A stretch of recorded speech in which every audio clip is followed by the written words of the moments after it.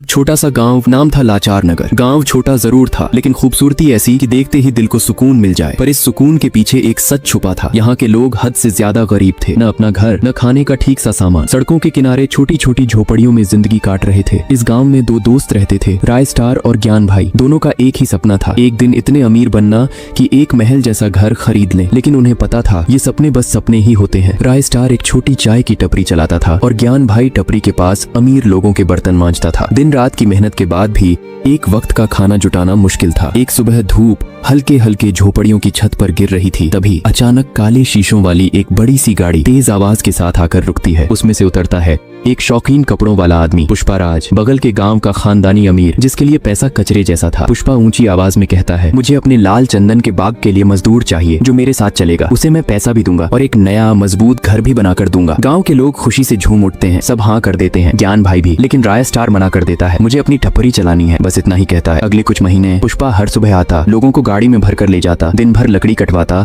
और शाम को छोड़ जाता। और फिर एक दिन सच में उसने अपना वादा निभा दिया। झोपड़ियों की जगह बड़े बड़े मकान बन गए। गांव में पैसा, सुख शांति सब आ गई। बस एक घर पुराना ही रहा, राय स्टार का। लोग उसका मजाक उड़ाने लगे, यहाँ तक कि उसके अपने भाई ने भी मुंह फेर लिया। फिर एक दिन सुबह पुष्पा के आदमी आए। गाँव वाले ज्ञान भाई समेत सब गाड़ी में बैठे और चंदन के बाग चले गए। शाम को जब लौटे, ज्ञान भाई साथ नहीं था। राय स्टार ने पूछा तो सब चुप हो गए। कुछ लोग तो उसका नाम सुनते ही राय स्टार को धक्का देकर भगा देते हैं। दिल में एक शक था, कुछ तो हुआ है। अगली सुबह पुष्पा के आदमी वापस आए, लेकिन इस बार साथ में एक लाश थी। वो लाश ज्ञान भाई की थी, जंगल में मरा हुआ मिला। उन्होंने बस इतना कहा। राय स्टार ने भाई का अंतिम संस्कार अकेले ही किया, लेकिन दिल में एक सवाल चलता रहा, भाई की मौत कैसे हुई और गाँव वाले क्या छुपा रहे हैं। उसी रात गाँव नींद में डूबा हुआ था। तभी आसमान से आग जैसी एक रोशनी गिरी और धीरे धीरे एक घर के सामने आकर ठहर गई। उस रोशनी में एक आदमी की परछाई साफ दिखाई दे रही थी। वो एक अजीब सा गीत गाने लगा, जिसकी धुन में एक डर छुपा था। घर के अंदर से एक आदमी उठकर बाहर आया और बस एक पल में वो जमीन पर गिर गया बेजान। अगली सुबह लाश उसी पेड़ के पास मिली। राय स्टार भी वहीं था, लेकिन समझ नहीं पा रहा था क्या ये किसी इंसान का काम है या कुछ। क्या आपको भी जानना है आगे क्या होगा? तो लाइक ठोको और कमेंट में लिखो पार्ट 2 चाहिए।